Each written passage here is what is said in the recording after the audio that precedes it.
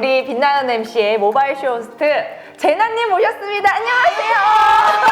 이번에 모바일 쇼호스트 34기반을 수료하게 된 쇼호스트 제나라고 합니다. 반갑습니다. 반갑습니다. 자, 오늘은요 제나님이랑 저랑 네. 이제 스피치를 한번 해볼 거예요. 방송을 잘하려면 발성이나 발음, 뭐 리딩 이런 부분이 굉장히 안정적이어야 되거든요. 그게 약간 불안정하단 말이에요. 그래서 오늘 같이 한번 1대1 수업으로 저와 함께 공부를 네. 해보도록 하겠습니다. 어떻게 각오 한 말씀 부탁드릴게요.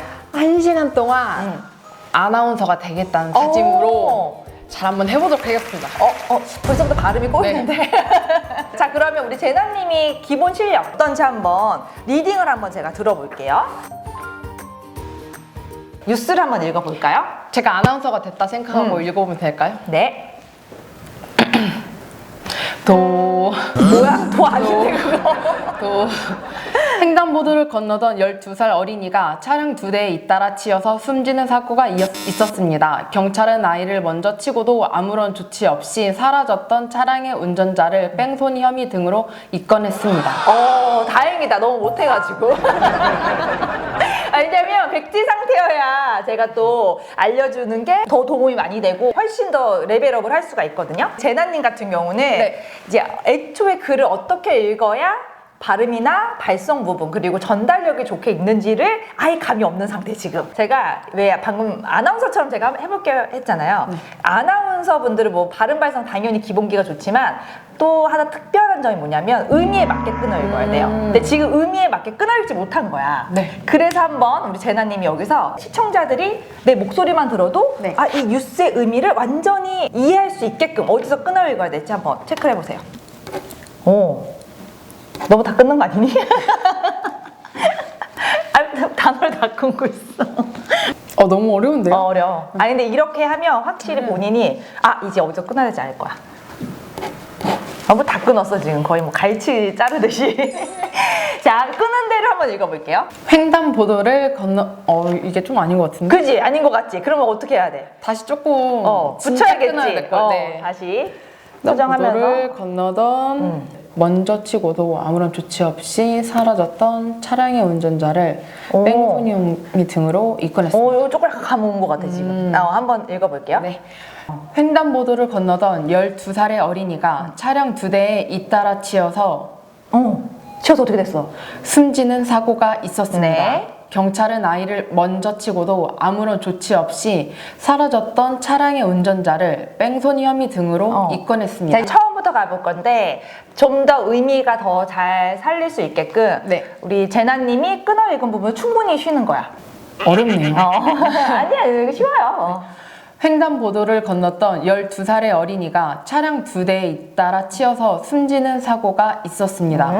경찰은 아이를 먼저 치고도 아무런 조치 없이 사라졌던 차량의 운전자를 뺑소니 혐의 등으로 입건했습니다. 아까보다 진짜 좋아졌는데 최소로 자를 거예요. 자, 주어랑 목적어랑 잘 이해를 하면 돼. 횡단보도를 건너던 12살 어린이가 그죠? 어떤 어린이? 횡단보도를 건너던 12살 어린이. 12살의 어린이. 그러니까 여기서 주어는 12살 어린인 거야.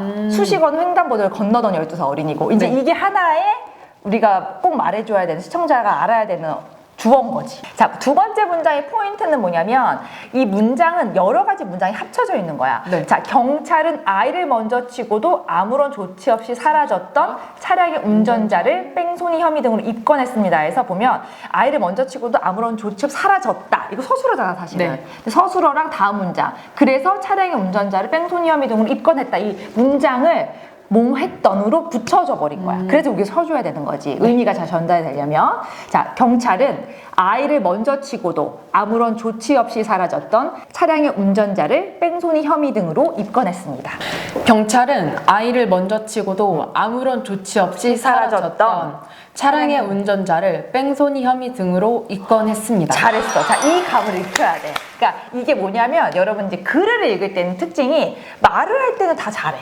말을 할 때 이상하지 않아. 근데 글을 읽으면 이상한 이유는 글을 읽으면 어디서 끊어줘야 될지를 다들 어려워하는 거야. 근데 우리가 이해를 잘하려면 문장이라는 거는 어법이 있어. 주어, 목적어, 뭐 서술어 이런 식으로. 그래서 주어, 목적어, 서술어만 딱딱 끊어서 읽어줘도 이해가 딱 되는데 잘못 읽으면 말한 것처럼 아빠를 가방에 넣어버릴 수가 있는 거지. 그래서 횡단보도를 건너던 어떤 어린이? 12살 어린이가 어떻게 치여 숨졌어? 차량 2대에 잇따라 치여 숨지는 사고가 발생했습니다. 그래서 이 문장에서는 이 어린이가 차에 치여 숨졌다가 중요한데 그걸 수식하는 단어가 이렇게 많기 때문에 막 끊어 읽는데 그런 필요가 없는 거지. 네. 어린이가 치여 숨졌습니다.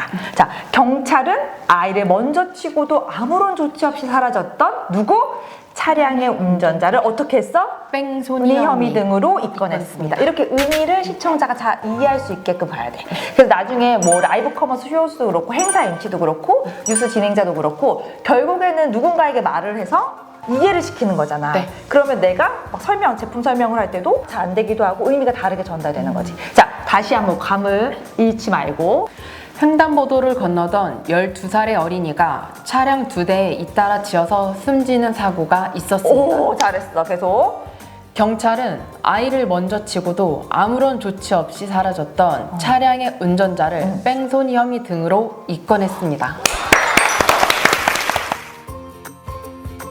횡단보도를 건너던 12살 어린이가 차량 2대에 잇따라 치여서 숨지는 사고가 있었습니다. 횡단보도를 건너던 12살의 어린이가 차량 2대에 잇따라 치여서 숨지는 사고가 있었습니다. 오, 잘했어. 경찰은 아이를 먼저 치고도 아무런 조치 없이 사라졌던 차량의 운전자를 뺑소니 혐의 등으로 입건했습니다. 경찰은 아이를 먼저 치고도 아무런 조치 없이 사라졌던 차량의 운전자를 뺑소니 혐의 등으로 입건했습니다.